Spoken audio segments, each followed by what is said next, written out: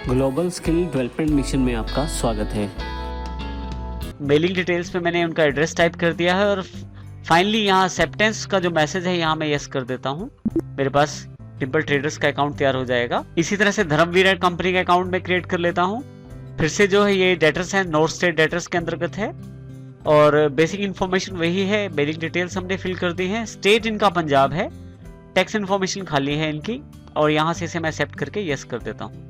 Next मैं account create करता हूँ केडी सन्स प्राइवेट लिमिटेड के रूप में। नेम मैं लिख देता हूँ, उसके बाद जैसे एंटर करता हूँ एलियास को खाली छोड़ देता हूँ। फिर से अंडर के अंतर्गत यहाँ मैं साउथ स्टेट डेटर्स सिलेक्ट कर लेता हूँ। उसके लिए चाहूँ तो यहाँ से मैं टाइप करता हूँ कुछ वर्ड्स। जैसे टाइप करता हूँ कुछ कैरेक्टर तो यहाँ पे मेरे पास साउथ स्टेट डेटर सिलेक्ट हो जाता है।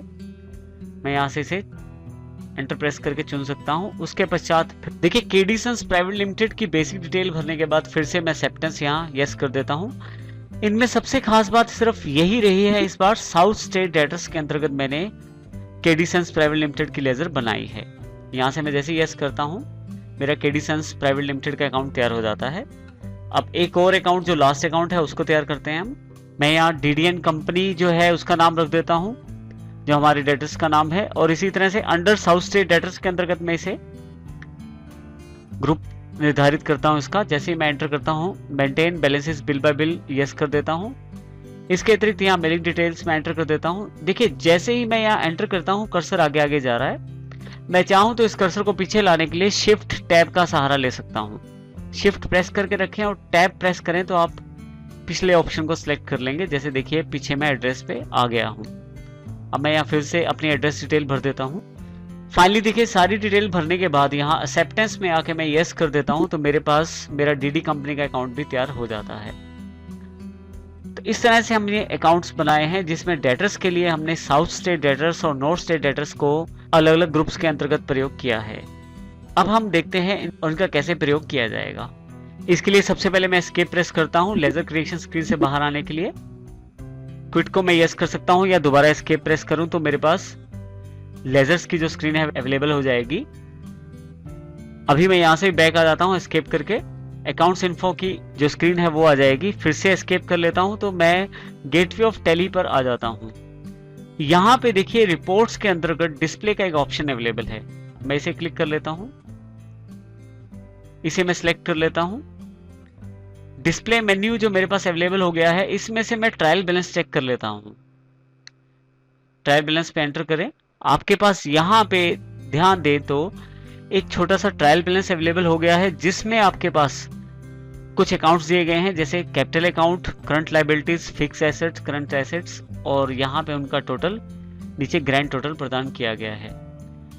यदि आप यहाँ देखें बटन टूल बार पे कुछ नए बटन अवेलेबल हो गए हैं नए ऑप्शंस के साथ। मैं डिटेल पे जैसे क्लिक करता हूं देखिए यहाँ पे डिटेल्स अवेलेबल हो जाती है अकाउंट्स की। जैसे कैपिटल के अंतर्गत राम्स कैपिटल, लायबिलिटीज के अंतर्गत सन्डी क्रेडिटर्स और फिक्स एसेट के अंतर्गत प्लांट एंड मशीनरी।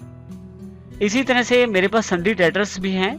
मैं इनको सिलेक्ट करके एंटर कर देता हूं तो देखिए मेरे पास यहाँ नॉर्थ स्टेट डेटर्स और साउथ स्टेट डेटर्स दोनों सब ग्रुप्स अवेलेबल हो गए हैं।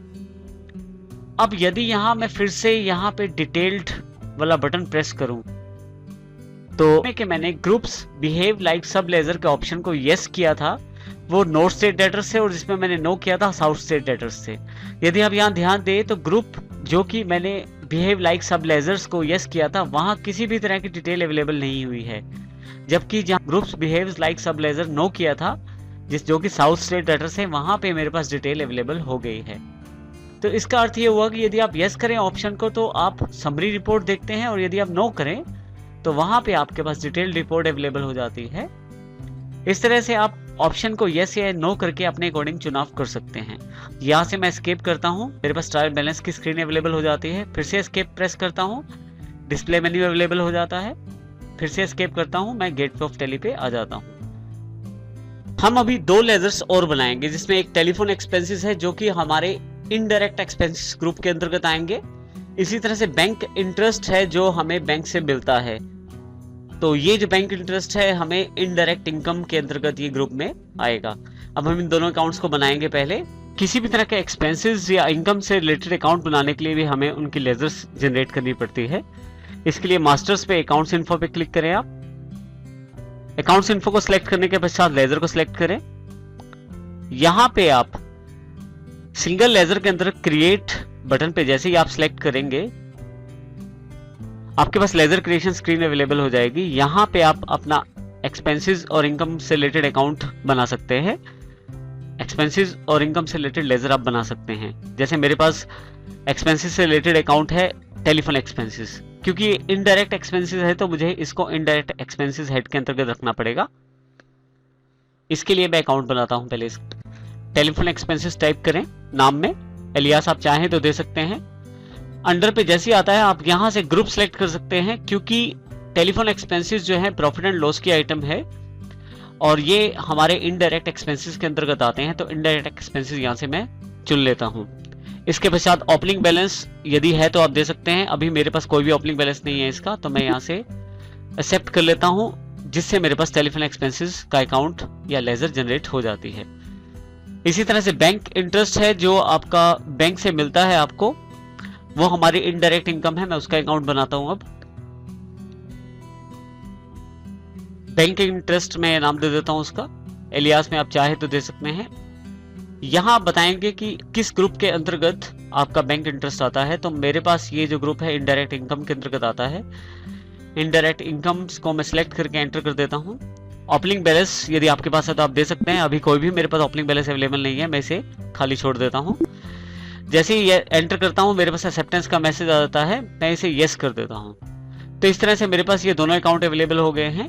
एक इनडायरेक्ट एक्सपेंसेस से रिलेटेड है और दूसरा इनडायरेक्ट इनकम से रिलेटेड है।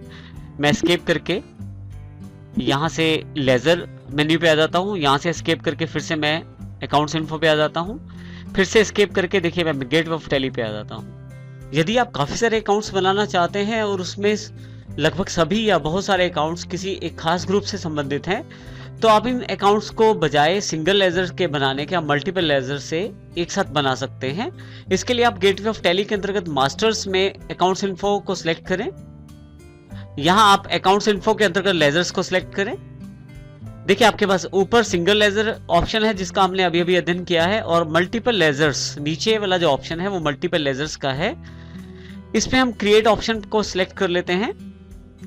देखिए यहाँ मल्टीपल लेजर क्रिएशन स्क्रीन आपके सामने खुल जाएगी, जिसमें आपके पास अंडर ग्रुप पहले पूछा जा रहा है। तो इसमें आप उस ग्रुप को दे सकते हैं जिसमें आप चाहते हैं सभी लेजर्स को क्रिएट करना।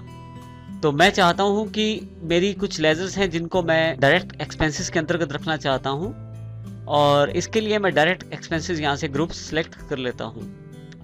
देखिए यहाँ सीरियल नंबर आ गया, आपके पास नेम ऑफ लेजर अंडर जिस ग्रुप में है, और अगर कोई ओपनिंग बैलेंस है तो वो भी आप यहां से बता सकते हैं। हेडवर्स ट्रेडर्स के अंतर्गत मेरे पास कुछ ये लेजर्स हैं, जैसे कि वेजेस, ये हमारे डायरेक्ट एक्सपेंसेस के अंतर्गत है। फ्रेट एक्सपेंसेस, ये भी डायरेक्ट एक्सपेंसेस के अंतर्गत।